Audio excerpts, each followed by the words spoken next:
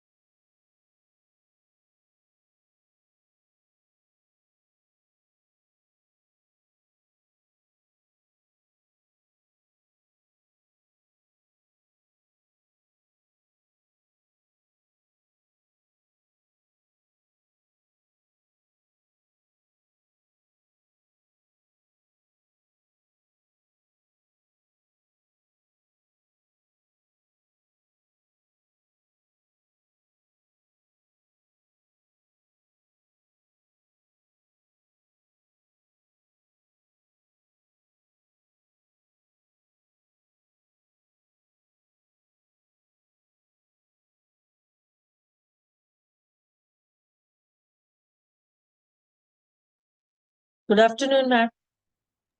Good afternoon. Is it audible? Yes, ma'am. All right. Is my screen visible? Yes. How are you feeling now? Better? Somewhat better. Somewhat better. From Monday onwards, I want to attend my duties. Oh, okay. Good. Okay, right. Right. What we discussed in our previous class, we discussed about packages, I think so, right? Yes, ma'am. Packages. Yeah. Now, in our today's class, we are going to talk about exception handling. Right? Yes, Now, ma'am. this is a part one, exception handling part one we are seeing. In the next module, we are going to see part two of exception handling. That is a small unit. This is somewhat big unit. We need to talk about what is first exception. What is the difference between error and exception? And what happens if an exception is not caught? And what the keywords that we use for catching the exceptions or for handling the exceptions? What the keywords that we use? And generally, we will use some keywords such as try, catch, all those things for exception handling. So if I use nested try statements, so how the exceptions can be caught, and throwing an exception, and finally, we have one more keyword which is nothing but finally, and another keyword throws. So how all these can be used? Those things that we are going to talk in this module, exception handling. So first we are going to see what is an error and what is an exception. What is error? What is exception? So here you can see an error. An error indicates a serious problem that a reasonable application should not try to catch. So that is, we cannot catch the errors. That is, without coming out of the program or without doing any changes in the program, we cannot come out of the errors in the program. Suppose, for example, if we forgot to put semicolon at the end of a statement, that becomes an error. And actually, how I need to write a print statement, system dot out dot print. This is actual procedure for writing the print statement. Now, instead of writing this, just I am writing this statement in a Java program. This becomes an error, right? So without doing modifications in the program, we cannot modify the errors. We cannot handle the errors, right? So an error indicates a serious problem that a reasonable application should not try to catch, right? And exception indicates condition that a reasonable application must try to catch. It can be catched without doing any modifications in the program. Even though my program contains exception, I can execute that program by catching it, right? But I cannot execute my program without doing corrections in my errors, right? And error cannot be catched.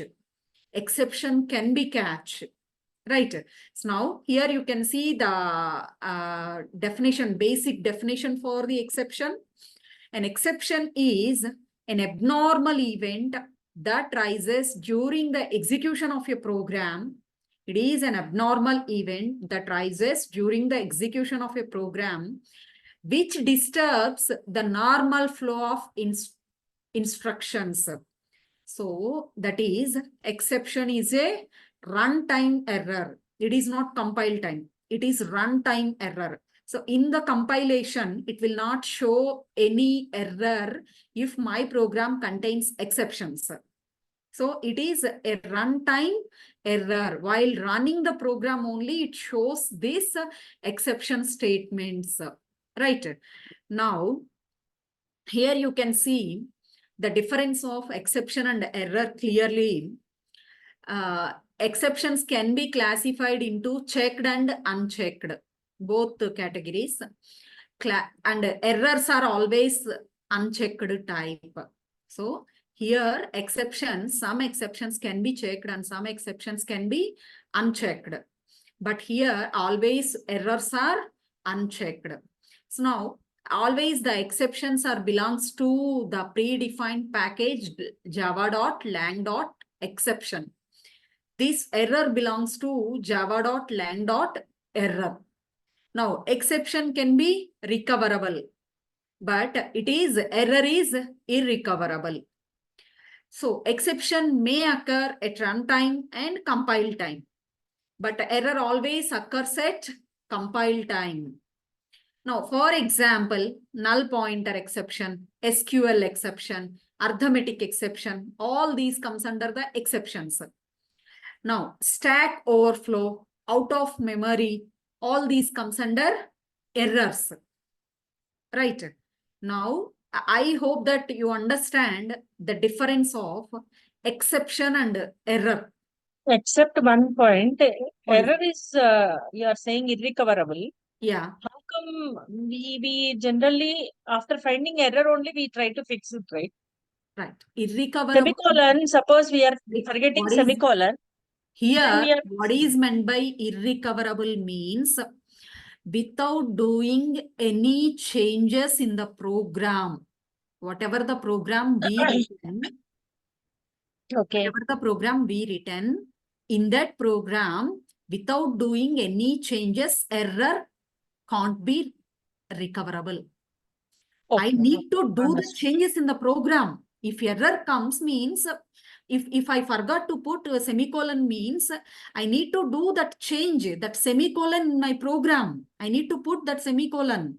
If I write the print statement wrongly, I need to correct it in my program. Then only error can be rectified. Yes. But exception, if I caught the exception in my program itself, easily I can, without doing changes in my program, easily it can be recoverable. That is. Okay. Okay. So you can see the example. If you see the example, you can clearly understood the difference of exception and error. Right. Now here, what is the advantage of exception handling? So here, the main advantage of exception handling is to maintain the normal flow of execution. To maintain the normal flow of execution. So generally, the exception disturbs the normal flow of application or normal flow of execution. So in order to overcome that disturbance, we need to handle the exceptions. That is, for example, here you can see, I have a program with 10 instructions or 10 statements. Now, first, which statement is executed? First statement is executed, then second statement, then third statement, then fourth, and so on up to 10th statement. The statements will be executed in the same order how they're written. Right. But what I am saying is at statement 5, an exception occurred. At statement 5, an exception occurred. What happens in this case? If we not catch that exception, what happens? So first statement 1 executed, then 2 will be executed, next 3 will be executed, next 4 will be executed. Now at the 5 statement, since an exception occurred, it stops the execution here. The execution control comes out of the program without executing all these statements.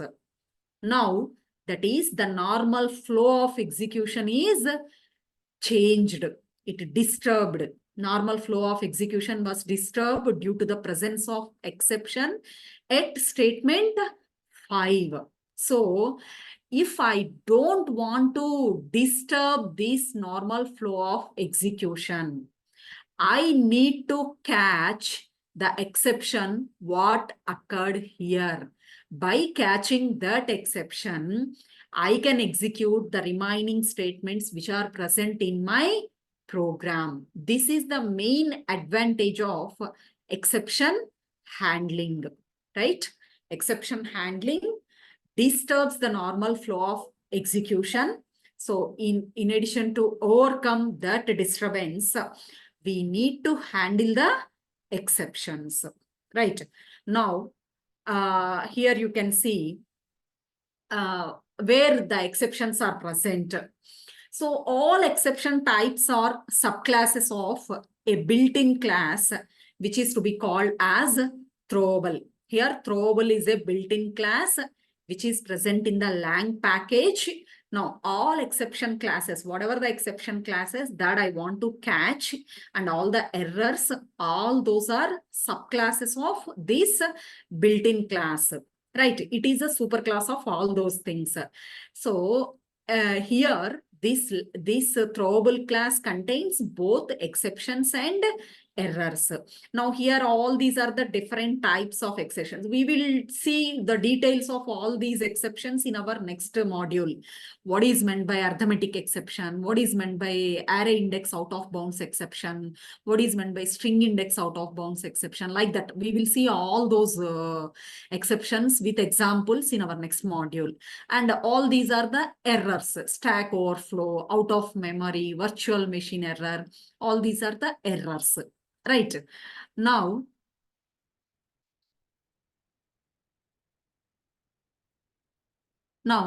so here, before going to see the examples of exception handling, before going to talk about the keywords which are used for exception handling, I need to explain 3 methods. So which are used to print the information of exception. So which exception occurred in my program. So if I want to print the information related to that exception, I need to use 3 methods. I'm going to explain those 3 methods here. The first method is print stack trace method. So this is a predefined method which is available in Java. Directly, I can use this method, right? Print stack trace. So this method prints exception information in the format of, now what the format that it follows? It prints the name of exception, it prints the description of exception, and it prints the stack trace. That is, what is the name of exception occurred in my program? That name will be printed. This is the name of exception, right? Java.lang.arithmetic exception. In this program, here you can see a program. In this program, A is equal to 5, B is equal to 0. What I am trying here, I want to divide 5 with 0. Is it possible to divide any value with 0? No, I cannot divide any value with 0. So here some exception occurs. So I handled this exception using try-catch, right? I'll explain this try-catch next later in the further slides. I will explain this. Now here I am going to explain about this method, e.print stack trace method, which is used to print the exception information, right? Now here this print stack trace method prints the name of the exception. Here in this program, the name of exception is nothing but java.lang.arithmetic exception, and it prints the description of exception. Here, what is the description of exception? Divide by 0. So here I am trying to divide with 0. That is the description of exception, and it's a stack trace. That is where that exception is present. In this exception is present gfg.main, that is in this file the exception is present. In this file, at which line the exception is present? In the 10th line the exception is present. So like that it prints the stack trace of that exception. So this is the print stack trace method. Now next, 2 more methods are there for printing the exception information. So next method is toString method. This method prints the exception information in the format name of the exception and description of the exception. Stack trace, that is where that exception, in which file, in which line number the exception occurred, that will not be printed. Just it prints the name and description. So here the same program we are taking. In this program, now which type of exception occurred? What is the name of the exception? Arithmetic exception. And what is the description of exception? Divide by 0. So here I used the method e dot toString method. ToString method. So first one is the print stack trace method, and the second one is the toString method, and third one is get message method. This method prints only the description of the exception. So here the same program I am taking. So here I used get message method. This method prints just, it provides only the description of the exception, which is nothing but divide by 0. So here we talked about 3 methods. What are those 3 methods? Print, stack trace method, toString method, and get message method. These 3 methods are used to print the exception information in our programming. All the 3 methods are predefined methods in Java. Right. Next, now we are going to see the types of exceptions. So basically, we have 2 types of exceptions, built-in exceptions and user-defined exceptions. Now, we are not going to explain user-defined exceptions here. Here we are defining only built-in exceptions, which are nothing but checked and unchecked exceptions. Those only we are going to discuss here. The user-defined exceptions can be explained in the further session. Next module we are going to explain. Right. So here you can see user-defined exceptions and built-in exceptions. Built-in exceptions are divided into 2 categories, checked and unchecked exceptions. Now here these are the examples for checked exceptions and these are the examples for unchecked exceptions. Now, checked exceptions means examples are class not found, interrupted exception, IO exception, SQL, file not found, etc. And unchecked exceptions means arithmetic exception, null pointer exception, array index out of bounds exception, illegal thread state exception. All these are the unchecked exceptions. Right. Now, here you can see what is meant by checked exception and what is meant by unchecked exception. The exceptions which are checked by the compiler, whether the programmer handling or not for smooth execution of the program at the runtime. So which are checked at the compile time, which are verified at the compile time. When you are compiling your program, at that time itself, they can be checked. Right. Those type of exceptions are to be called as checked exceptions. Unchecked exceptions are nothing but these exceptions are not checked at compile time. So will not get any error or any exceptional message at the compile time. Just we will get the exception message in the runtime only. Those are to be called as unchecked exceptions.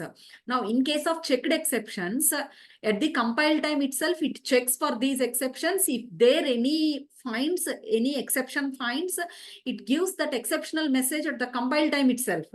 Right. But here, in case of unchecked exceptions, these cannot be checked at the compile time. That is, we will not find whether exception is present in my program or not. At the runtime only, we may know that an exception is present in my program.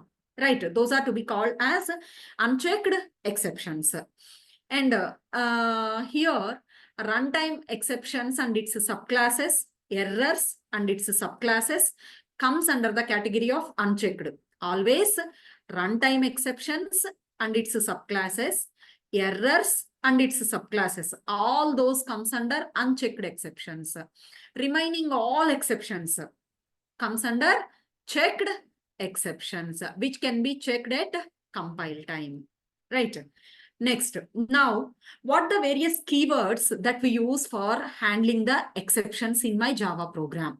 So here I can use 5 keywords for handling the exceptions in Java.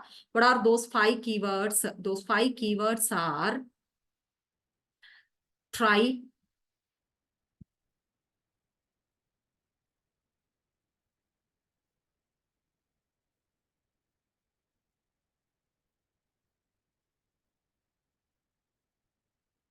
Those 5 keywords are try, catch, throw, throws, and finally.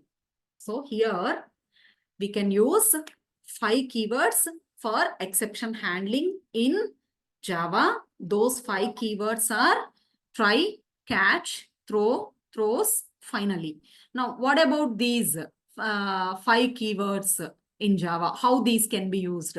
Now, here you can see the general syntax for these 5 keywords. How I can write? First, I need to write try. Right.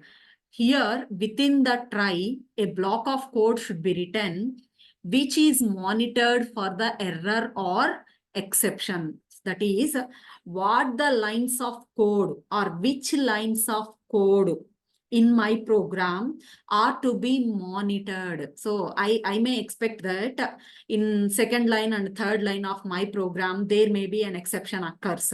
In that case, I can write that second line and third line both in the try statement, right? That is, in which state we are expecting, in which statements the exception may occur in my program.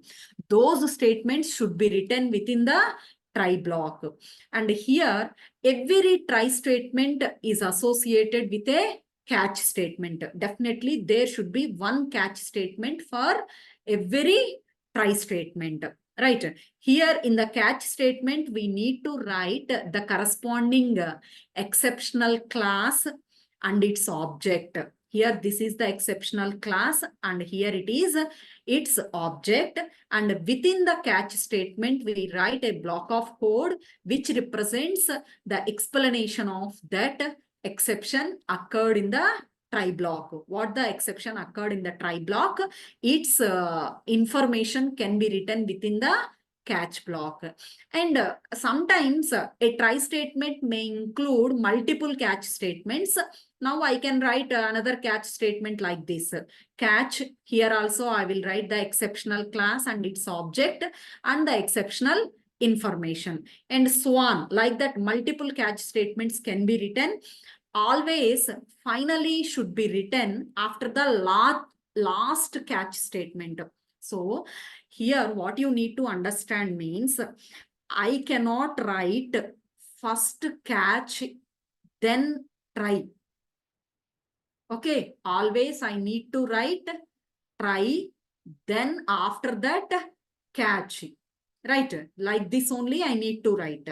So I cannot write finally first, after that try, after that catch. Like this I cannot write. Okay, and also first try, after that finally, after that catch. I cannot write like this also. This is not correct, and this is also not correct. Always try finally should be written after the last catch statement. How many catch statements that you want to write? So first I want to write first try statement. For this try statement, I want to write a catch statement. Then if I want to write multiple catch statements, I want to write 3 catch statements. In that case, after writing all the 3 catch statements, then I need to write finally block. Right. So never write a catch statement before try. Never write a finally statement before catch or before try. After final catch only, I need to write a finally statement. And never write a try statement without catch. Never write a try statement without catch. Right. So these are some tips that you have to remember. We will talk about throw and throws later. We will talk about throw and throws in the further slides. Right. Now, here you can see try block. Now, what try block contains? Already I said you that the try block contains a set of statements where an exception can occur. Right. While writing the program, if you think that in some certain statements in your program, an exception may occur. So that certain block of statements should be written within the try block. So a try block always followed by a catch block. Always a try block is associated with a catch block. Right. Now, here, this is the syntax for writing the try block. And this is a catch block. So catch block is where you handle the exception. So always it follows the try block. Single try block can have several catch block, right? So yeah, you can catch different types of exceptions in different catch blocks.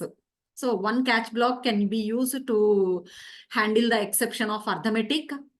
Another catch block can be used to handle array index out of bounds exception. Another catch block can be used to handle string index out of bounds exception. Like that, different catch blocks can be used to handle different types of exceptions, right? Now, try catch, how both can be written. Here, this is try. Here, block of code which I want to monitor. That block of code can be written. Here, this is the catch. Here, we need to write the exception class and its object, and whatever the exception information that I want to write, that information can be written within the catch block. Now, here I'm going to show you an example, so which shows an arithmetic exception. Now here, class arithmetic exception demo. Here first I have written the class. Within this class, I want to start with the main method. Now I have written the main method. Now I want to monitor my code. So whether I thought that there may an exception may occur. So that's why I have written this block of code within try. That is, what is the block of code that I want to write? Int a is equal to 30, b is equal to 0. Now, int c is equal to, what I want to do? A by b. I want to divide a with b. Now, I want to print the result. Right. Now, this block of code I want to monitor. Now, here catch. Here I have written the catch statement. Every try should be associated with a catch. Here I have written the catch statement. Arithmetic exception. E. So here, which type of, here I am thinking that here some arithmetic exception may occur. So that's why here I have written the class arithmetic exception. Here, this is the object name. Here I can write any object name, any valid identifier as the object name. Here I want to print this statement. In this place, you can use any of the three methods what we discussed earlier. Print stack trace method or get message method or toString method. All those three methods can be used here. Or otherwise, you can write your own statements. Here I am writing my own statement, that is nothing but cannot divide a number by 0. So if I run this program, so first it goes for executing this statement, then it goes for trying to execute this statement. Here it finds an exception. So this exception is thrown to catch block. Now here catch block, since it contains arithmetic exception class, and here the exception occurred is arithmetic exception. Now the exception is handled. Now it prints this statement. Now this statement cannot be executed here. This statement cannot be executed because this operation can't be performed. Here only exception occurred, right? So this exception is thrown here. Now, since it is having the same corresponding class, what the exception is occurred here, corresponding class is present here. So that's why it handled the exception. So it executes this statement and then it prints this statement, right? So this is the example for arithmetic exception or using try catch in my programming. Now, here I'm going to explain you different cases. If there is no exception, what happens? If there is an exception, what happens? If that exception is not handled, what happens? All those things that I want to explain. So now here you can see, I have written a try statement which contains three statements. Try block, I have written a try block which contains three statements. Here I have written catch block, so which is represented with an exception class, which contains statement 4. After that, statement 5 is present, right? If there is no exception, in this case, what happens? First, statement 1 will be executed. Then statement 2 will be executed. Then statement 3 will be executed. Here in all these three statements, there is no any exception. So that's why here catch block will not be executed. If any exception is there, if that exception comes here, then only catch block will be executed. Now catch block will not be executed here. Then directly after executing third statement, the execution control goes to fifth statement. Statement 5 can be executed with normal termination. Now which statements are executed? 1, 2, 3, and then fifth statement can be executed. Right. This is the example for that. Now here I have written 1, 2, 3. I printed these 3 statements. There is no exception in these 3 statements. So this catch block cannot be executed. Now the control directly comes here. This statement can be executed. Now what becomes the output of this program? The output of this program becomes 1, 2, 3, 5. This is the output of this particular program if I execute. Right. So next, case 2 I'm going to show you. Here this is case 2. If an exception raised at statement 2 and corresponding catch block matched, corresponding catch block has suitable exception type. Right, then what happens? Now here you can see try block which contains 3 statements. Now what I am saying that if exception raised at statement 2, now first this statement will be executed. Now here exception occurred. Here exception occurred. So what the exception occurred, that exception is thrown to the catch block. So this statement will not be executed here. This statement will not be executed. Since exception occurred here, this is thrown to here. Now corresponding class is present. Since corresponding class is present, this will be executed and then this will be executed. Now here also termination is normal termination. So what the statements are executed? 1, 4, 5. These 3 statements will be executed. Now here you can see an example for this. So first statement is executed. Now in the second statement, there is an exception occurred 10/0, which is arithmetic exception. Now here catch block contains arithmetic exception. This exception is thrown to the catch block. Now it handles the exception. Since it is handling the exception, this statement will be executed and then this statement will be executed. Then what becomes the output of this program? The output of this program is 1, 4, 5. This becomes the output of this program. Right. Next I'm going to show you another case. Case 3. If an exception raised at statement 2 and corresponding catch block not matched. So whatever the catch block I have written, that catch block is not matched there. In that case, what happens? If the catch block is not matched. Now here you can see my try block contains 3 statements. First statement 1 will be executed. Now at statement 2, exception occurred. So statement 3 will not be executed. Whatever the exception occurred here, that can be thrown to the catch block. Here, corresponding class is not present. Corresponding class is not present. So exception can't be handled. So this statement can't be executed and this statement can't be executed. That is, the program is abnormal termination. Only statement 1 is executed. Remaining all cannot be executed. Now here you can see. So first statement executed. Here exception occurred. So this cannot be executed. What the exception occurred here? Arithmetic exception. This is thrown to the catch block. But here suitable class, exceptional class is not found. So exception can't be handled. So catch block cannot be executed. And after that, this cannot also be executed. So here, what becomes the output of this program is, so here this program prints an output 1 and then it prints exception statement. Here it prints exception statement. That is abnormal termination of the program. Right. So this is another case what we have. Right. So now here we seen 3 cases. No exception. Exception is there and handled. exception is there and not handled, right? Next, if exception raised at statement 4 or 5, what happens? In this case, here you can see another case we are seeing. Here I have the try block, which contains 3 statements. And here I have the catch block, which contains a statement. And after that catch block also I have a statement. So here first this statement will be executed, then this statement will be executed, then this statement will be executed.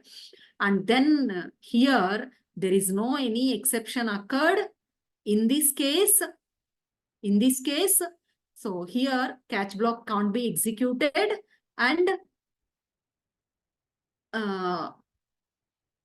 statement 5 can be executed.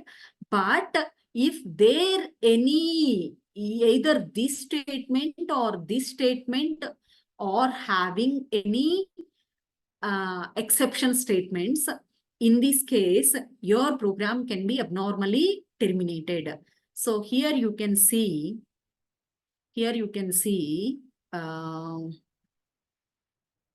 so here an exception raised at statement 4, here an exception raised at statement 5. So, and here also exception raised. So here in these cases, the program can't be executed properly. Abnormal termination of the program takes place, right? Next, multiple catch statements. Now, till now we seen single catch statements with my try. Now, how to write multiple catch statements? Now, multiple catch clauses handle the situation where more than one exception could be raised by a single piece of code. So now, I am not sure that my piece of code contains either arithmetic exception or array index out of bounds exception or another type of exception. I'm not sure that. In that case, I can write multiple catch statements. Right. Now here you can see, or otherwise, if my program may contains multiple exceptions also, in that case also I can write multiple catch statements. Now here you can see the example. So A is equal to args.length. Now here I want to print a value. Now here I want to divide B with some 42, the value 42, constant 42 with A. And C is equal to 1, C of 42 is equal to 99. Here, this is entire my piece of code. And here I have written 2 catch blocks. So here I am assuming that since A is equal to 0, here some arithmetic exception occurs. Since I have only one single element in my array, but I try to access the element which is present at 42. So here index out of bounds exception occurs. So that's why here I have written 2 statements. But how this program execution done means, so first it takes the A value and it tries to execute this statement. So if I have taken any elements through the command line arguments, in that case, A value will not be 0. In that case, A will be 1, 2 or something, right?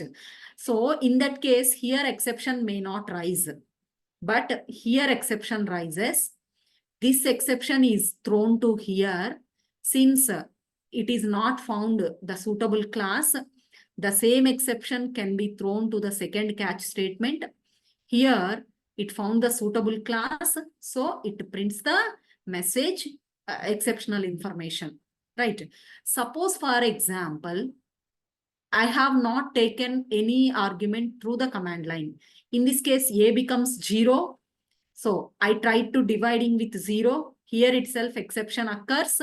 So this exception thrown to here without executing these 2, right?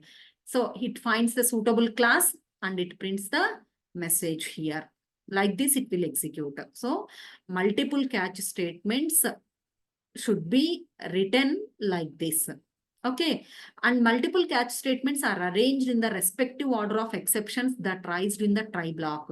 So here first arithmetic exception, then array index out of bounds exception, arithmetic exception, array index out of bounds exception. Like that, we need to follow the order in which we are expecting the exception to come in the try block. In the same order, I need to write the exception classes also in the catch blocks. Right. This is about multiple catch statements. And a nested try statement. What is meant by nested try? A try block is placed within another try block, which is to be called as nested try block. So if any error statement is in the outer try block, it goes to the corresponding outer catch block. If any error statement in the inner try block, first it goes to the inner catch block. If inner catch block is unable to handle that exception, then it goes to the outer catch block. Right. So like that, the inner catch block is having multiple options for handling the exceptions in case of nested try. Now here you can see the example for nested try statements. Now here I have written a try statement which contains int a is equal to args.length, and I try to divide with a and I want to print a value. Now within this try, I'm going to write another try. If a is equal to 1, a is equal to a by a minus a. If a is equal to 2, I want to write C is equal to 1 and C of 42 is equal to 99. Now, corresponding to inner try, I have written a catch block, which is nothing but array index out of bounds exception. And here within that catch, I want to print this exceptional statement. And corresponding to outer try, I have written arithmetic exception and its statement can be printed. Now, how the execution can be done? How this program will be executed? So now, first, it tries to access args.length value. So if initially I didn't take in any arguments, the args.length value becomes 0. Now, I try to divide 42 with 0. Now, in this case, an exception is occurred. Directly, this exception is thrown to the outer catch block. So the corresponding catch block for this try is this one. Here it will be thrown. Now, the corresponding class is found and exception can be handled. Right? Like this, it will be executed. Right? Now, suppose, for example, here I given some arguments. In that case, suppose I given 2 arguments. In that case, a value becomes 2. So in that case, this can be executed. This can be executed. And then here it goes. Since a value is 2, this if statement becomes 0. This if statement cannot be executed. Now a is equal to 2. This statement here it is correct. In this case, so it creates an array C and it tried to access 42, C42. But here exception occurred. There is no C42 element. So first this can be thrown to the inner catch. So here corresponding exception class is there. So exception can be handled. If corresponding class is not there, then this exception can be thrown to the outer catch. Like this, it will be executed. Right. So this gives the nested try. And finally, now here till now we've seen how to write a try block, how to write the catch block, how to write the multiple catch blocks, and finally block. Now, what is the purpose of writing finally block? So, where the finally block should be written. So, initially itself, I said that the finally block should be written after the last catch statement. The finally block should be written after the last catch statement. That is, how many catch statements, how many that I want to write, there I need to write. So first I want to write a try. Then if I want to write multiple catches, so suppose if I want to write 3 catch statements, I need to write all the 3 catch statements. After the completion of all the 3 catch statements only, I need to write the finally block. Right. Now, what is the purpose of writing this finally block? The finally block is used to write the code which should be definitely executed in the program. Whether exception may be occurred or may not be occurred. If exception occurred, it may be handled or may not be handled. Some piece of code should be executed definitely in my program. Regardless of the exception handling or regardless of exception occur. So that piece of code should be written within the finally block, right? Suppose, for example, I have opened a file. Must and should I need to close that file at the end of the program. That closing of file should be written within the finally block. So even exception occurred in my program, the statements which are written within finally block should be executed. Even exception occurred, it may not be handled, but it can be executed. Now here you can see the example for this. So here I have taken a class and I have written the main method. I have written the try block and corresponding catch block. Here I have written finally. So this is finally block. Right. Now here how this can be executed. So now initially if I not take any arguments, my A becomes 0. Now, since I tried to divide 42 with 0, here exception occurs. Here exception occurs.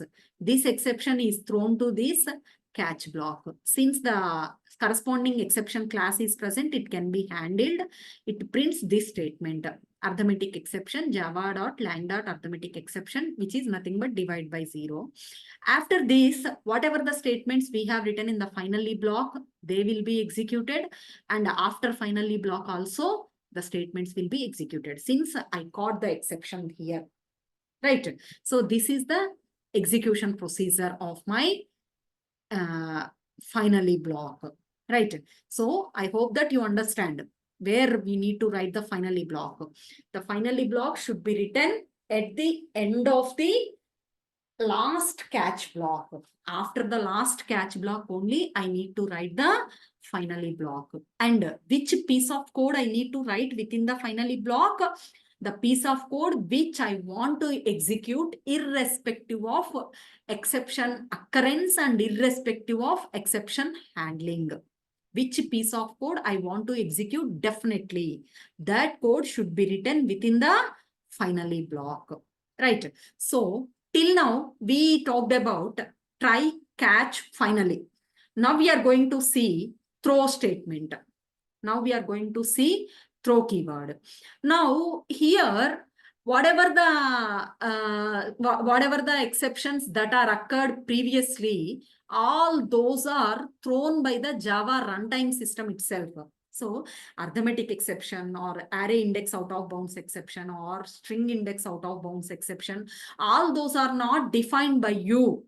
All those are the predefined exception classes. The Java runtime system itself throwing them, right? Now, it is possible for us to create a program that throws an exception explicitly. That is, for example, I have written a value 10. Actually, this value 10 is not an exception, but I want to throw this value 10. If there is a value 10, that value as an arithmetic exception. If I want to throw it as an arithmetic exception, now I can use the keyword throw. That is explicitly user want to throw it as an arithmetic exception. Actually, this is not an arithmetic exception. Suppose, for example, the term hello. This is not an arithmetic exception, but I want to throw it as an arithmetic exception. User explicitly want to throw that. For that, we can use a throw statement. So how I can write the throw statement? What is the syntax? That throwable instance. Whatever the instance I want to throw, that throwable instance should be written here. Now here the throw keyword can be used in two ways. One is using a parameter into the catch class and creating one with a new operator. So in these two ways, I can use the throw keyword. So one is using a parameter into the catch block, and other is creating one with new operator. Here we can see both these cases. Now here you can see first example. If I want to use the new keyword, in that case, how I can throw an exception explicitly. Now here I have taken a class throw example. So I have taken the main method. So now I have written a try block. Now here you can see I used the keyword throw. I used another keyword new. Here I have used the arithmetic exception class. Here I have used the word hello. Actually, is this hello an exception? No, it is not an exception. But I want to throw it as an arithmetic exception. That's why I have used the keyword throw. Throw new arithmetic exception. Here I defined, the user defined explicitly this as an arithmetic exception. So that's why here we are throwing this as an arithmetic exception. Right? This is one way of using throw keyword. And another way of using throw keyword. Now here you can see. So here I have written a class. And for this class, I have written a constructor. T is my constructor. Within this constructor, I have written try block. Here, what I written in the try block, throw new null pointer exception demo. Actually, this demo, the word demo is not a null pointer exception, but I want to throw it as an exception. Right. Now, here I am writing the catch block. Now, system, here I print the statement cart. Now, here I am using the object throw e, rethrowing the exception. So, which is to be called as throw e. So, here I am throwing that one. Right. Now, here class n-try2, here try. Here, whatever the class I have for this class, I created an object. Now, when I created an object for this, now, if here this code will be executed, when this code is executed, first, since here exception is thrown as this, here this statement will be printed, the thrown exception catched here, and this statement cart will be printed, and rethrowing of exception is done. Now here the exception is again thrown, the thrown exception is catched here, and recart will be printed. Both the statements will be printed here. So here this cart and recart. So using new as well as using object. Both I can use here. Right. So the throw can be used in two ways. One is using object and using new keyword. Here I used both. Here this is the using of new keyword and this is the using of object, exception object. Right. So I hope that you understand these up to this throw. So we have one more keyword which is nothing but throws. We can see that one. And also we have user defined exceptions. We can see all those things. So again, we have a class at 3:30 p.m. today, 3:30 to 4:30. So I'll discuss that throws and execution of all these exception statements and user defined exceptions, all those things in that time, 3:30 to 4:30. Sure. Now, I want to wind up this session now. Okay. Yes, ma'am. Thank you. Okay. But from 3:30 to 4:30, again, we will join the class and we will discuss about all those things. Okay. Right? Thank you. Thank you.